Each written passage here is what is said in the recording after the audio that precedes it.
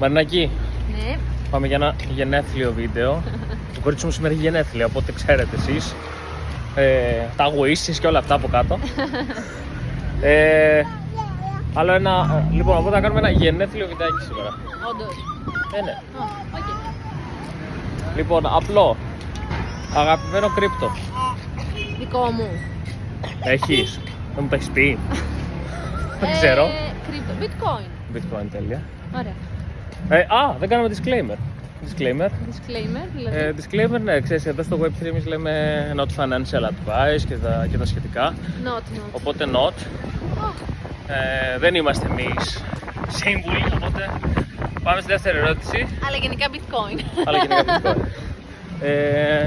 Αγαπημένο NFT collection. Difference. Τόσες ώρες έχουμε περάσει να κοιτάμε τα difference και να μελετάμε τα difference και όλα αυτά